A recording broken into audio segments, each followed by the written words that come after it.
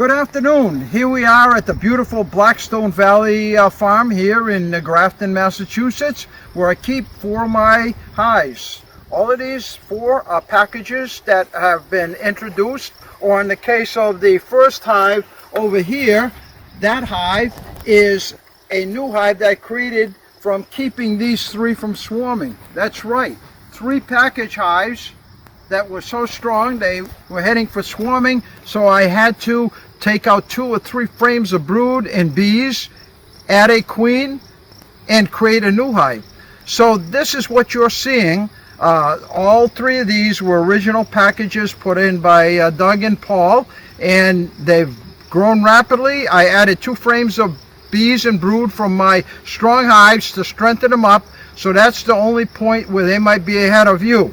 But it's hard to believe that it was only 3 months ago that we were shaking packages into the hives, and here they are now producing loads of honey, or in the case of honeycomb that I just took off last week and produced about 140 nice honeycomb that came from the hives. So it's been a great year so far with nectar flow. Nectar flow is crucial for bees to get the nutrients that they need and to get the pollen that they need to give protein to the young baby bees. And so everything's been going our way so far. As I look around in the fields here, I've found at least 7 or 8 sources of nectar over the last 3 months. So one of the things about choosing a location for your bees is to try to find a location where you've got nectar flow and pollen coming in throughout the entire year, because the bees need a constant flow of nectar and pollen to sustain themselves. So here we have spring flowers that are fall flowers, we have middle of the year flowers that give the bees a full regimen of pollens and nectars, and that's what they need, is the variety. All one plant isn't good, because different plants have different nutrients for the bees, and as a result of that, we like a wide variety of plants for the honeybees. So with that, let's take a little bit of a review. Let me make sure my smoker's going here. And what we're going to be reviewing is a little bit of what we covered in session number 2, which is now on the webpage for the Worcester County Beekeepers, and you can check that out so that you can then follow up with this video that will be put on in a few weeks. And now you'll know what you should be doing during these middle summer months going into the fall. Let's start off with a little review. One of the things I told you, when you go through your beehive, and you should be doing that on a weekly basis, is you're checking for your queen, making sure there's either eggs or you see the queen and eggs, because sometimes the queen may stop laying for some reason and you want to verify that you've got a laying queen. Secondly, you're looking for abnormalities, little puncture marks in the cappings, yellow, white larva in a C shape. White is natural, which should be a C shape, white and glistening, and making sure the bees are healthy. A third thing is you're making sure, remember the rule, at least 8 frames of brood for the bees to keep their numbers, to keep a balance of numbers in that hive. Otherwise, what happens if you get honey bound or pollen bound, there's no room for brood, all the old bees are dying, and you have no new bees to replace them, because there are no new bees hatching, because there's no space for the queen to lay eggs and brood.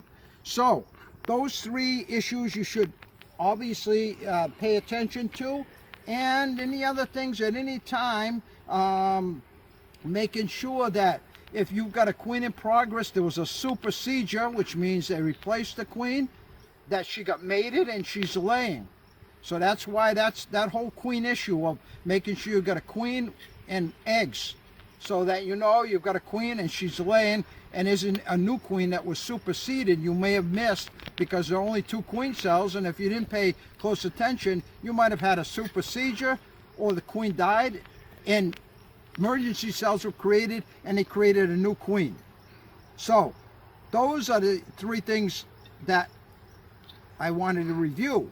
Now, today we're going to focus on some of the issues that I'm seeing and that you're going to be focused on in the next couple of weeks, 4 or 5 weeks here from the middle of July right to the middle of August or end of August.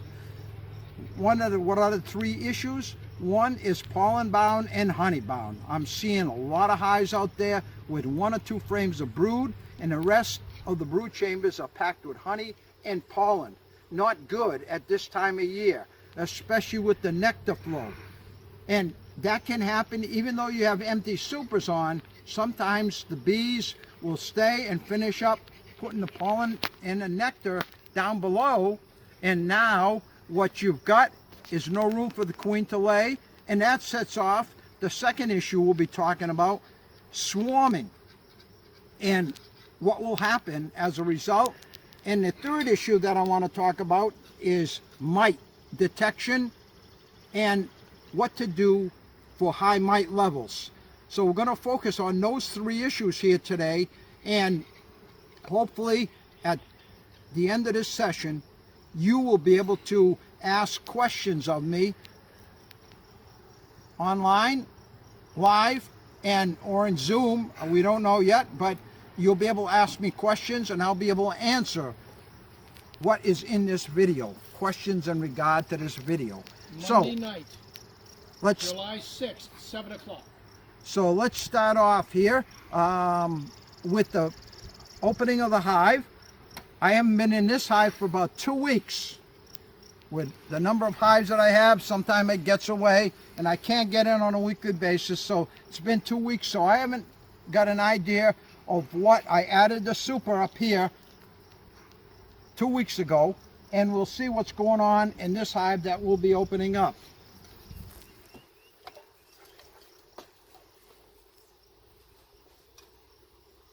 Now, as I take off, as a reminder, you give the hive a little bit of smoke.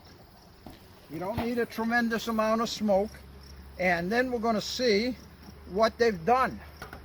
And I can tell already with just the heaving of the hive tool that this is going to be, just about full, in need of another super. That's about 35 pounds there. And if he focuses in on what's in this super here, you can see this one is on its way to being capped. Honey leaking. They've been putting the honey in between, and the bees are quickly sucking up the honey so it don't leak onto the hive, into the hive and onto the bees. So you can see close up, see those with their proboscis right in the honey, sucking up into their honey stomachs, and they'll bring it down below and deposit it in the cells. And I can see that I need to quickly put on a 4th super here because these first 2 anyway are full. And I forgot if I put the empty one down below, but I don't think so. This one is even more heavy than the first one I took off. And you can see how hard it is to break it. They've sealed walkways of Burcombe in between the supers. Yeah, this is probably a good 40-something pounds. And here down below, it's capped honey. A good portion of it capped over. And we'll take out a frame so you can take a quick peek and see. This hive is just about ready to extract this particular super of honey once they get 80% or more. And you can see that's coming close. And I can see the other frames out to the side are fully capped, so they're coming in here with nectar still to finish off this super, and they've got the other supers on their way.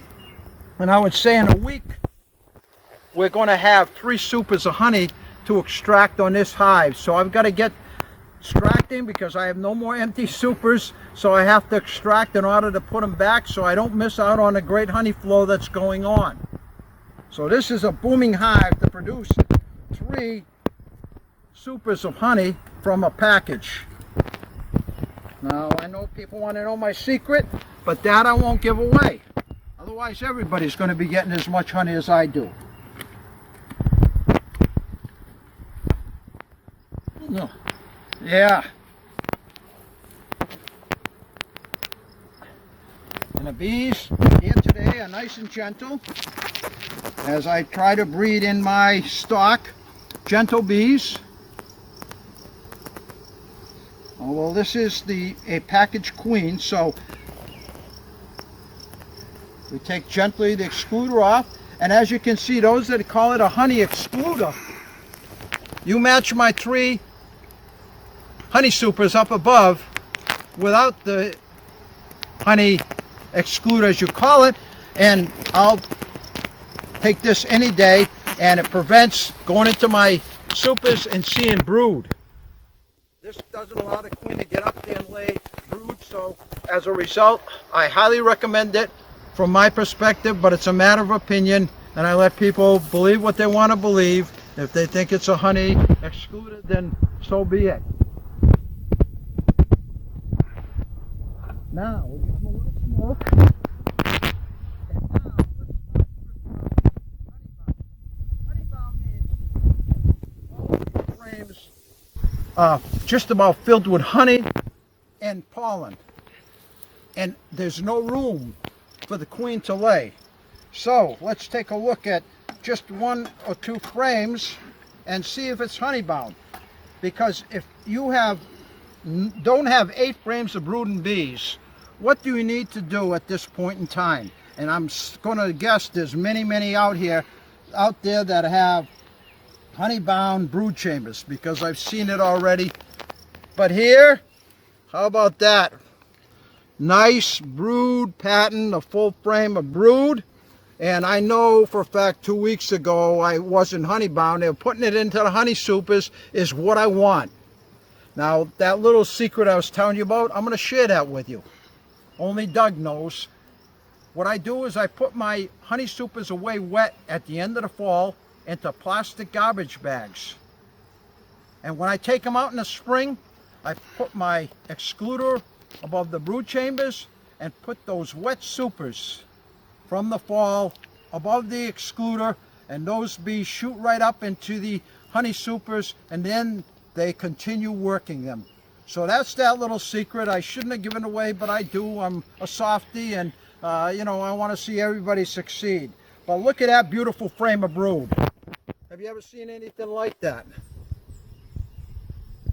I hope we're all finding that brood frame in their hives.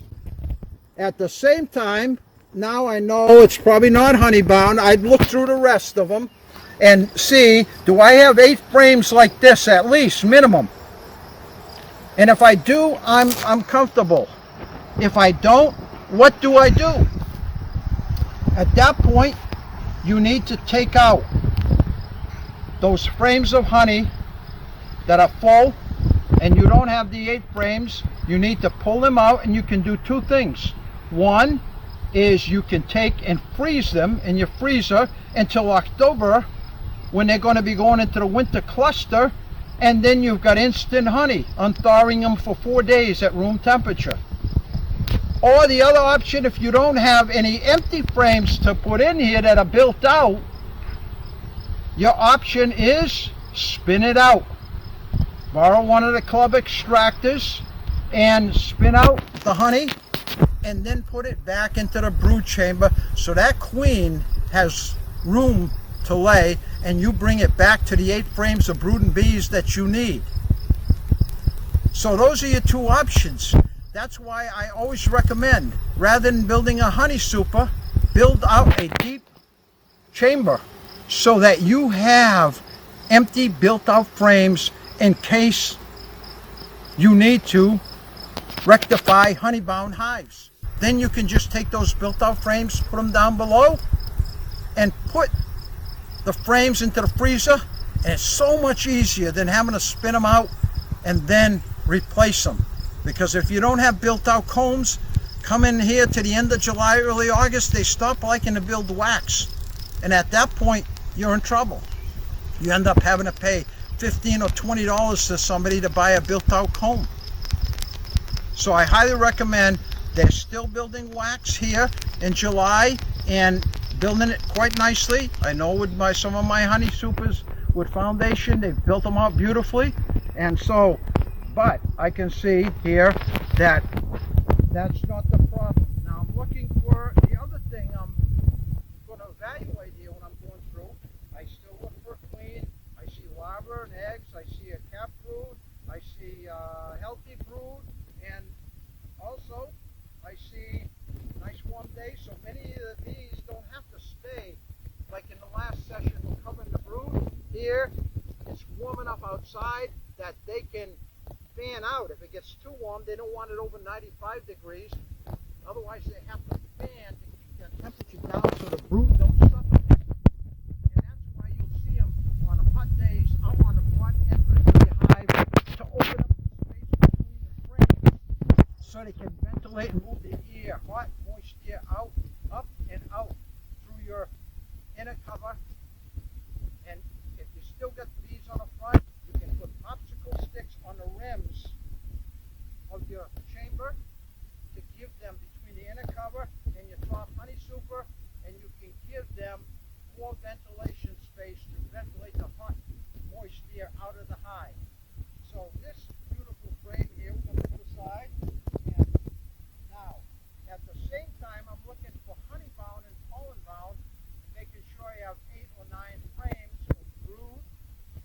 I'm also evaluating this hive for swarming, because keep in mind, all you folks that started package hives, it wasn't in May like the overwintered hives that they swarmed or built for swarming. They were building their numbers up to their peak numbers, which happens in July, and at that point, that's when bees, that's their way of splitting themselves and building up their numbers in nature. And so, you don't want to lose half of your bees, especially with now coming of August, September, and October. Early in the season, a swarm in May, you can build up into another hive, and there's enough time for them to build out the foundation, and you can build a second hive on it. However, if a swarm leaves your hive in September, end of August, middle September, end of September, and all of October, there's no way that that hive can build up. And if it goes 45 feet up, there's little likelihood of getting the swarm unless you know somebody that owns a lift that can get you up into the trees to catch the swarm. And there are methods you can do to recombine the swarm and the hive. But it is best to prevent swarming. So I'm looking for swarm cells, and I see cups. You can see the cups. They have those all the time. But I'm looking at the outside of the cups, and I don't see white mottled wax all over the cups. It's brownish, and so that means they're not in the mood to swarm, because once they start putting the white wax on, that's an indication that they may be attempting to swarm. Let's put this frame down and take a look at another frame here, and I'm going to show you a quick way to check. Most people are going to be going through your hives on a weekly basis and looking for swarm cells. Swarm cells are usually 5 or 6 swarm cells at the bottom of the frames. So that's where you want to look. But not only there, because they could be anywhere on this frame. You can find swarm cells sometime up here, sometimes tucked into the corner down here, and you have to look carefully to make sure you don't see a swarm cell. So on this frame here, I'm not seeing any swarm cells. It's all full of young larvae, brood, and we don't have to get a focus. Go back to the second video. We're going to go into another frame out to the side of the brood chamber, and I can tell you and show you a honey-bound frame. A totally honey-bound frame, full of honey. There's no room for her to lay in. This is often where the drones hang out, as you can see on the outside. And full of honey, probably about 10-12 pounds weight I can feel in this frame. About 10 jars of honey. And a little bit of drone cone at the bottom, which they often use on honey frames. And so that's what you don't want. You don't want a brood chamber full of honey frames and no room for the queen to lay eggs and have larvae and brood. So now we pretend we've gone through the whole hive here. You've checked, and there's no queen cells, no eggs in the cups anywhere. You know now that they're not going to swarm within the next week before your next inspection. So, but let's say that you do find queen cells, one or two on the bottom, two on the sides, and you know that they're going to head for swarming, then you got to take action. So this being the July, you know you could possibly still have it swarm and the hive make it and build up. But once you get to August, September, end of August, September, October, a swarm hive that loses half its bees is not going to recoup and build up in time for the winter. Or if they do, it's going to be a weak cluster going into the winter, and they won't be able to retain the heat through a severe winter. So what do? Well, an easy way, by the way, I'm going to show you, is if you want to check and see if there's any attempts at swarming, you haven't got the 40 minutes to check through your hive, you lift up this top brood chamber. And you can do that by just breaking the seal.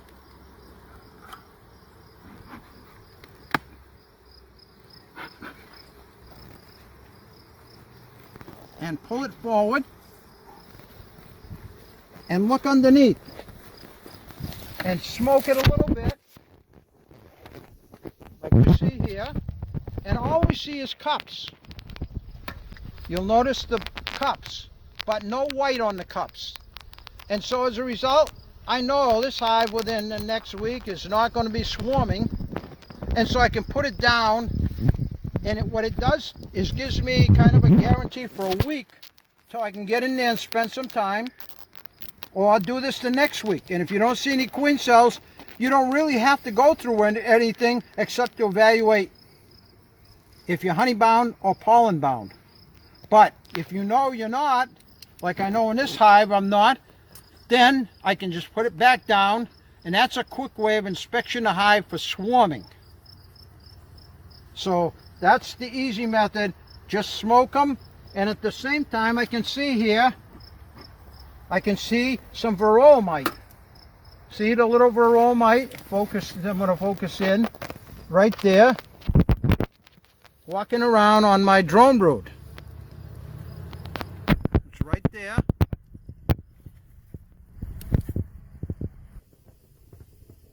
They're walking around. That's good, I see it. And that means that there are mites, which I knew, but at what level? And what you want to do is do an alcohol wash if you see a lot of mites on drone brood. And the other thing you're looking for signs of mites is white uncapped pupa heads.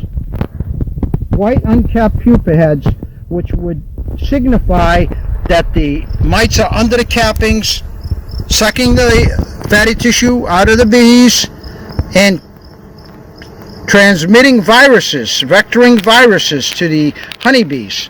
So we're looking to work in two issues at once, swarming and mites.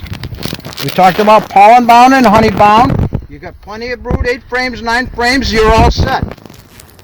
And we talked about how to rectify honey bound frames. Too many honey bound frames and what to do. Now, let's say you have swarm cells, which from now until September, October, you're going to be dealing with that. Honey bound frames, you're going to be dealing with swarming, and you're going to be dealing with mites. So, what do we do for swarming? Here's my best suggestion. If they're building queen cells and you find uncapped queen cells or even capped queen cell and you know the queen hasn't swarmed yet, what you want to do is find the old queen, because she's now programmed to go if that cell is capped. And I would say at that point you take the old queen. This is what we call a nuke box. You take this nuke box, a 5-frame nuke box, and you remove 4 frames of brood and bees with the old queen and move it at least 20-30 feet away. But better yet, because that capped queen cell signifies this old queen is going to leave in a week or so and you're going to lose the swarm. So by taking the old queen with 3 or 4 frames of brood, putting it in the nuke box, and that evening closing it up and moving this 2 miles away. Now you've got the old queen in here. She's going to continue laying. It might take 3 or 4 days because she's been cutting back, fasting, lose weight so that she can fly with the swarm. So you may not see eggs for 3 or 4 days, 5 days, but she will quickly resurge and start laying in this nuke box. And you've moved it 2 miles away with all the bees on the nuke box, on the frames, and I'll tell you why. Now, if the queen cells are not capped, you've gone through, there's not one capped queen cell, you can cut them out, but they will just rebuild the swarm cells the following week. And you have to depopulate. So you have to leave, if you want to leave the queen in there, depopulate by taking 4 frames of brood and bees and putting in 4 built out combs. You hear me? Built out combs so the queen has immediate space to lay in. But even then, sometimes they will try swarming by the following week. And so that's why I say, if you find swarm cells, the last 4 or 5 years I've been doing this, is I've been taking the old queen out with frames of brood and bees, leaving the new queen cells. I cut them all out except for 2. Once I remove the queen, I take the old queen out, leave 2 queen cells. And I now put in 3 or 4 frames of empty frames in here to replace the built out frames.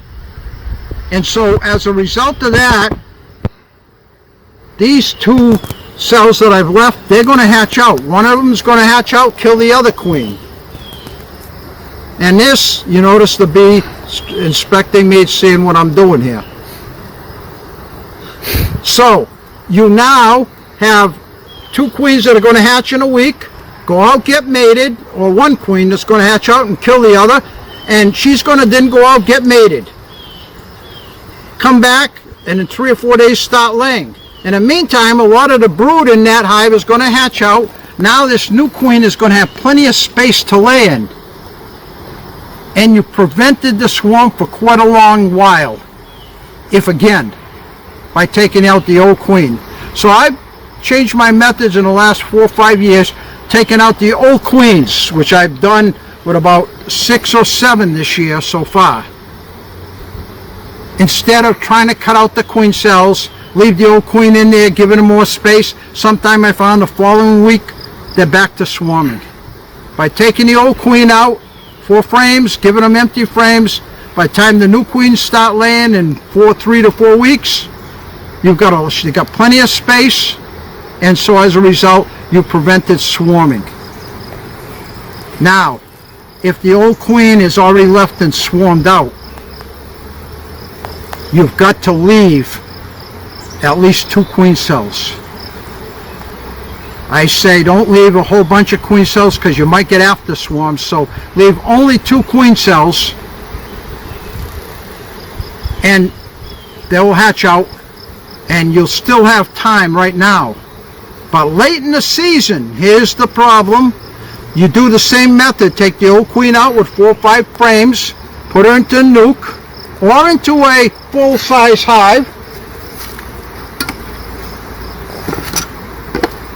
and move it 2 miles away. And then in the fall, you know it's not going to build up to a full hive. You bring it back, put it right next to this hive that you took it out of, and come October, if it hasn't built up to a full hive, all you do is take a sheet of newspaper, place it right on, take one of the queens out. If you got 2 queens, I'm talking about if you took the old queen out, a new queen hatched out and took over here, but hasn't built out because it was September, late September, early October, so this hive has not built out enough. Now you take where the old queen was laying, bring it back from 2 miles away, set it down right next to the hive, put newspaper on whichever queen you want to save, put the newspaper on that hive, and set the other hive without the queen, take the queen out, set it on, and combine them, and you've got one strong hive going into the winter. Because you, obviously, late swarms you really can build up in time, especially September and October swarms. And we see that with new packages all the time, where the swarms come in August, September, October, because they build up to full numbers, they built out all their wax, they built out loads of brood and bees, and now they have large populations, they're crowded, and so they tend to swarm late in the season.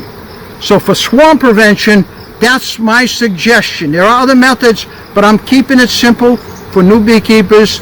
This is the best way to go to prevent swarming, by removing the old queen, 4 frames of brood into a nuke, moving it 2 miles away, and then as that nuke builds up over the month and a half, they'll build out more frames, hopefully, then bring it back if it's not built out strong enough for the winter months in October, and combine the 2 through newspaper, taking out one of the queens, depending which one is doing better, the old queen that was there with the package or the new queen that hatched out, which now I guess we could consider a northern bred queen. Okay, so that's for the swarm prevention methods that you can see, and you can prevent the swarming. I always said, my dad used to say, let the swarms go in May. They'll repopulate nature. But nowadays a swarm is a waste. We're wasting it because in the wild, the swarms, especially in September and October, they just can't make it through the winter. Between mites and buildup, they're going to perish. So you've wasted a swarm. And I feel so bad to know that. And so I do a lot to prevent swarming in my hives. And why I get so much honey, I do swarm prevention. It's a must if you want honey and if you want to have a nice strong hive going into the winter. So it's crucial, starting in July with package hives, you do your weekly check. You're checking for swarm cells to make sure your hive isn't going to swarm at a time when they can't build back. Now, with mites, the other issue I said we're going to review here, beside the review points, the other issue I'm going to focus on is varroa mites. Now, in the last videos that we did, Doug did a alcohol wash. That is a mite detection method. So if you haven't seen it, go back and review how to do an alcohol wash or check with a mentor. And what to do is, if you have over 3 mites and an alcohol wash out of 300 bees, a half a cup of bees, that means you need to do something to knock down the mite levels. You saw that beautiful frame of brood I showed you. Eventually, there's going to be more and more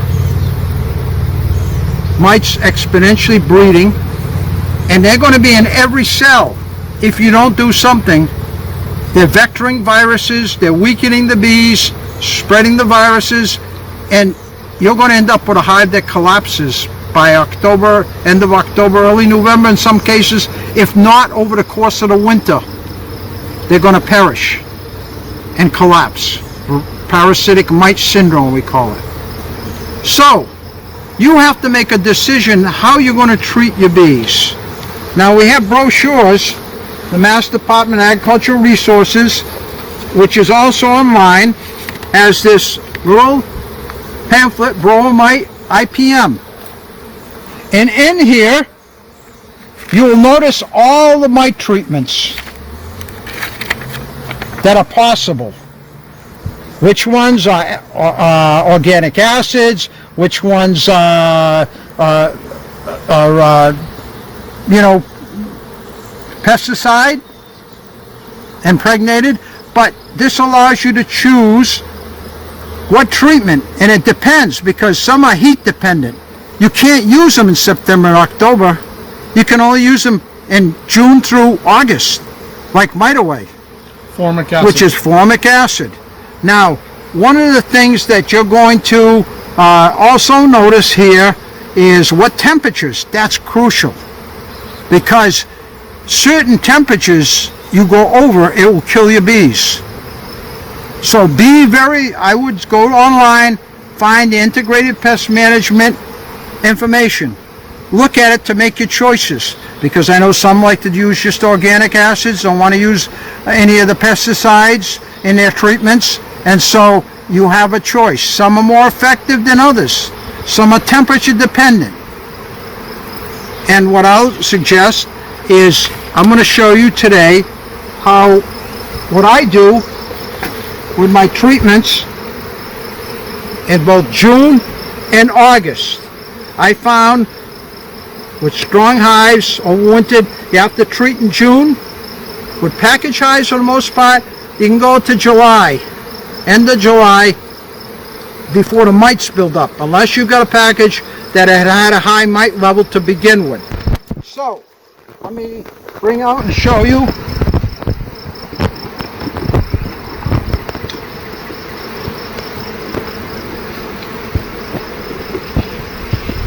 And you want to always use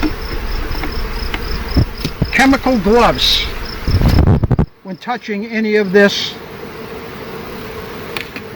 and also wear a face mask or a respirator. A respirator much better for the acids, organic acids, but at least minimum, but I would recommend, highly recommend, the chemical gloves, because you don't want to touch any of this. You don't want to touch any of this, so I'm going to put on my chemical gloves. I've got my mask on, my respirator, or whatever you're going to use. Now I have here assortment. This is Mitaway, formic acid impregnated into the gel. This is Formic Pro. It's an organic formic acid, but it's slower release, and it tells you how much to use and when to put it on and where. But with both of these, you don't want the temperature to be over 85 degrees, because it will kill some of your brood and bees if it's over 85. So you want 6 or 7 days of temperatures between 70 and 85. Perfect for vaporizing the vapor in here. And as a result, this is the only stuff that will get under the cappings and kill the mites under the cappings. And this is why I recommend either the Mitaway or the Formic Pro, which is also Mitaway, but in a lesser form. It's called Formic Pro. It's an organic acid. It's not a pesticide. The other option, and this is the only stuff you can use with honey supers. You can't in Hop Guard. So be careful, read the directions. There's only 2 that you can use with honey supers on. And when you do use it, you don't want more than 2 honey supers, because the acid will vaporize and move right up through the hive, and it's not going to be strong enough.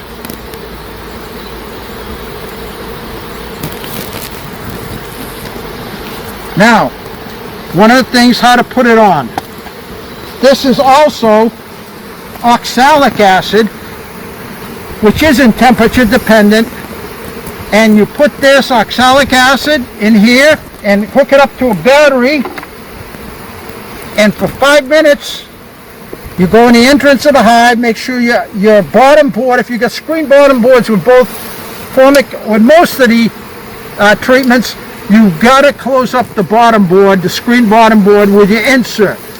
And so what you do with this, and have a respirator for this for sure, you put it in the entrance for 5 minutes, it heats up, vaporizes the oxalic acid, and this is a good late treatment in September and October at the end of the season.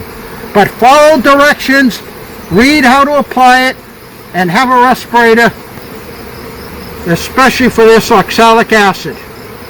Now I'm going to show you with the formic acid how it works.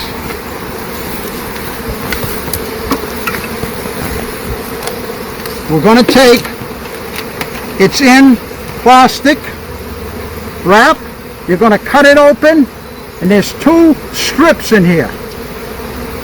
So what we're going to do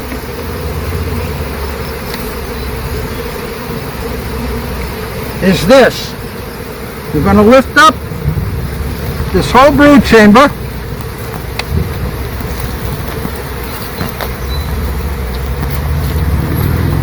I put it on the excluder so the queen can't go down into the honey supers. And then what I'm going to do is I'm going to smoke the bees off, and once they're out of the wrap, I'm going to put 1 strip right here. I'm going to put the other strip right here, crisscross, and that's going to be formic acid coming out very strongly. Before I put my honey super on again, I'm going to lift it up and smoke down underneath, because those bees are going to be clumped. And if you pick that up, put it right onto the raw formic acid, it's going to crush and kill 400 to 500 bees, and the next day they'll be dragging them out, and you think the oxalic acid did it, but it's you, by crushing those bees against the raw formic acid. And you're going to leave these in for 7 days, but make sure the temperature isn't over 85 degrees. 70 to 85, especially for the first 4 or 5 days, is crucial, so you don't kill your bees from too strong of a vapor. But close up your screen bottom boards, otherwise it's going to escape. And if you got more than 2 honey supers on, it's going to be a weaker digression. Much of the acid will move up into the honey supers and escape, and doesn't get under the cappings to kill the mites where most of them are. All those female mites are under, laying 4 eggs, female fertile eggs, 1 male egg, unfertile, and they'll mate, come out. Those pregnant female mites will now be looking for more cells, and exponentially it just grows, vectors, viruses, and takes your hive down. Whatever your choice, you choose. Talk to your mentor, talk to the inspectors, call them, which they'll tell you to check out the brochure and make a choice. Now, if you don't have honey supers and don't plan to put them on during the treatment later in the season, use chemical gloves all times.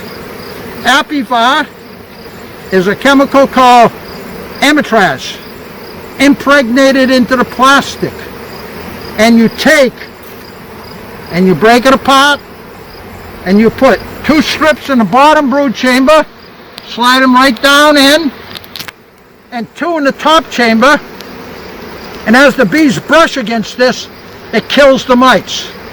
End of the season, this is great because there's not many bees under cappings. The brood is all hatched out, so the end of September, end of October, you can use this because the temperature is not warm enough for mite away or temperature dependent treatments. So now, one of the things I want to also mention is this is 45 days.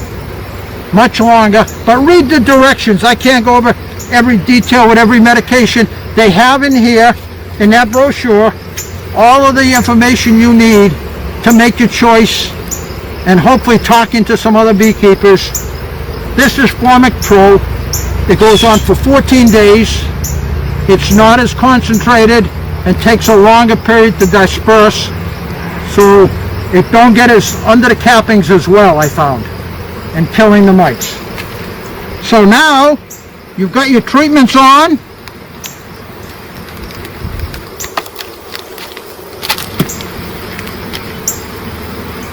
You can see by one bad move what happens.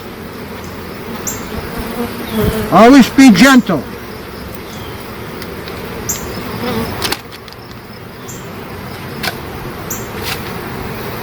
Now I'm going to take, and I'm going to have Doug lift up here for me.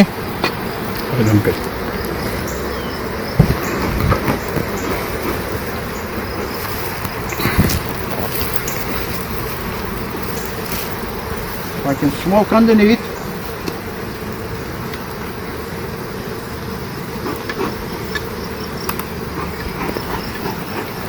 See how I'm smoking there? Getting the bees moving up. And I'm going to have Doug put it right onto the hive.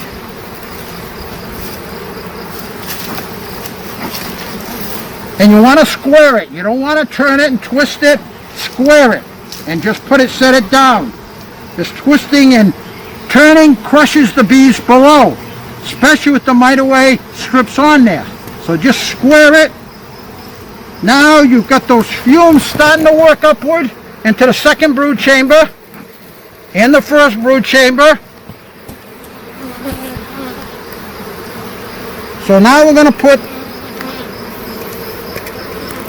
the excluder on. Once again, we know the queens down below.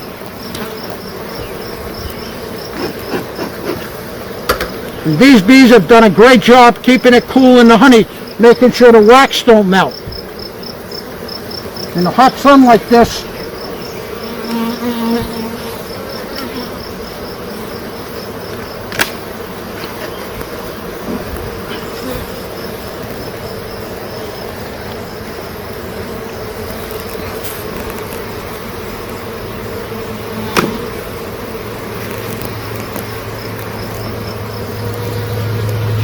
now if you're taking off honey supers, let me just show you a quick hint how to do this.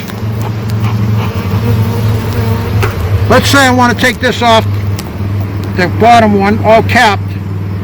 What I do is I'll take my frame,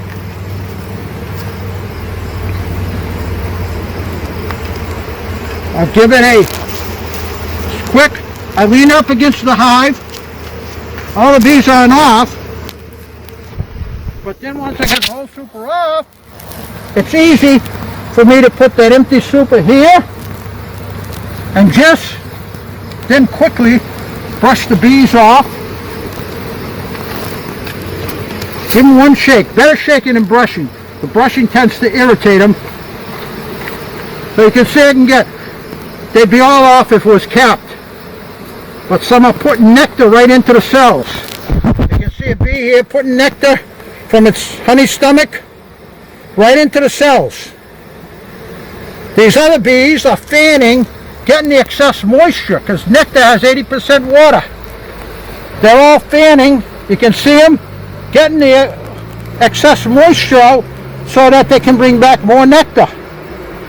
Once filled and they're down to less than 18% moisture, they cap it over. So this first super, another 4 to 5 days, I'll be able to take that off. And these are full of honey. They're starting to cap. You can see here, in about a week, this is going to be capped. And I'll have the second super ready to go. And the third super, I'll leave on when I take these two off to make sure they've got space to put the honey in, the nectar in, and they're not going to go down below and fill out the brood chamber. So when you do take off your honey supers, make sure you have an empty one to put on, otherwise they'll go right into the brood chamber, start packing in down there, And then they'll finish off. They'll finish off with finishing this super down here. Now you got honey bound. So always have empty supers where they've got room to put in the nectar. But this one is pretty full. I need another super. Here's what I do. This is, within 2 weeks, 100 pounds of honey. That's a happy experience. Everybody wants honey. Do they want this much? No. They give it to their neighbors, their friends. Then I can't sell mine. And now you wonder why I don't give away my secrets. But no, just kidding. So, let's review here what we've done and focused on today. Number one, we did our weekly check, making sure we got 8 or 9 frames of brood. Secondly, we made sure there was no disease or abnormalities. Thirdly, we made sure that they're not honey bound. Fourthly, we looked for swarming and made sure they weren't going to swarm on us in August, September, and October. And lastly, we looked at the mite levels. And if it was more than 3 in an alcohol wash, then we know we have to treat. But the good way of also noticing if you got mite damage, if you see puncture marks and you uncap them, because remember, a cell once capped should never be uncapped until the new bee hatches out. If you see a puncture mark, that means the bee is dead, it's not respirating. The other bees know that, and what they do is open it up and pull it out to keep it, whatever's going on, from spreading. And therefore, when you uncap it and see brown material, you know, not good. You better call the mentor or call the bee inspector. But if you see a white pupa head, or a pupa head that's been chewed off, that's, once you start seeing 1 or 2 of those, you're going to quickly find 20 and 40, 60, and before you know it, all your larva is being affected by the mites, and the viruses are spreading. And keep in mind, once the viruses get widespread, there's no treatment, and it's a lost cause in many cases. So it's important to keep up on your mite levels. Start now in July, once a month alcohol wash at the end of July, middle of July, end of July, end of August, end of September, and even the end of October, because even though you treated in August, sometime by the end of September, like last year, the mite levels were so high, people waited till October, and it was too late because they didn't check to see what their mite levels. Mites can build up very quickly, and like last year, I treated August 17th, I believe it was. By September 30th, I had to treat again because my mite levels were up high. They had exponentially really exploded, and had I not treated, I would have lost a lot more hives. And then the other thing I say, encourage all your beekeeper friends around you to do the same, because if you treat and keep your mite levels down, but they're robbing out your neighbors' bees' hives that are dying, they're not only bringing the viruses back, they're bringing all those mites looking for fresh blood. They're jumping onto your bees, back into the hive, getting into your larva, and quickly spreading the viruses, vectoring the viruses, and you're going to have a very quickly crashing hives. And people who find hives with no bees in them, that's a collapse from mites and viruses, because virus bees leave the hive and you find an empty hive. It's not an absconding, it's not a swarming, it's the virus bees leaving, and oftentimes in 3 to 4 weeks the whole hive is emptied out, sometime even quicker than that. So I suggest keep an eye on your mites, because that's the biggest cause of bees losses are your mites. And you want to go into the winter cluster with a nice strong cluster bees that can generate the heat, start brood rearing in January to build up your cluster for the next year. If you don't have that big cluster, small clusters aren't going to make it. They can't generate the heat. They can't start brood rearing till way later because they don't have enough bees to really expand the brood nest. And so to you I say, this is a hobby that's a love. I've done it now. I'm the longest standing Worcester County bee member. I became a member on February 1st of 1950 and went to my first meeting in July of 1950 on my father's shoulders. I don't remember it very well, but that was my first meeting, and I've been going to meetings ever since, and pretty much every meeting over the years, and I've been at every Thanksgiving banquet in those years. So with that, you can sense probably the love of me for the bees. I love out on a sunny day, whether it be out in the Berkshires looking down in the river valley below by myself opening a hive, on the beaches up on Cape Cod looking down from the sand dunes where one of the hives I inspected is in a tent to keep the sand from blowing in, and looking at the ocean waves crashing, or on the 16th floor of a high-rise in Boston overlooking Boston Common, checking a beehive on a 4x8 overhang. The love of the bees. And by the way, that's the only place I see the bees heading down instead of up to go out to forage. And it's amazing. Bees are amazing, and enjoy the hobby. When you're in here, look at the nurse bees feeding the young. Watch the bees and the honey supers putting the nectar with their tongue in there that they've collected. Watch the guard bees opening their Mazanoff gland, fanning the scent so the bees coming in know which is their hive. When you have 4 hives like this in a row, it can be confusing. And also, enjoy watching the queen. And sometimes you can watch her putting the egg right into the cell, pulling her abdomen out and moving on to the next cell. Nothing more fascinating. The bees all work together as one, as a great team. I always say, it's too bad we couldn't model bee behavior, because we'd be a better society for it. So with that, I want to thank you until our next session in August. I hope you enjoyed the video and learned a lot. And remember, I'm going to give you my phone number right now. Give me a call. I get 30 a day, but I don't mind talking to people. I don't text long messages because I type like this. And so, my number, 508-680-3440. And I've been on the Cape for the past 2 weeks inspecting 15,000 beehives on the cranberry bogs that have come in, pollinating those beautiful cranberries out there. But I take the phone calls and answer your questions. So give me a call, and also give me an evaluation of the videos and tell me what I need to do differently to get points across. So go back, watch the other 2 if you haven't. That'll be a good step up to this video, which comes out on July, July, we don't know yet. Early July. Early July, and we'll have a question answer period with me and Doug that we can answer the questions that you have on the videos or anything on beekeeping.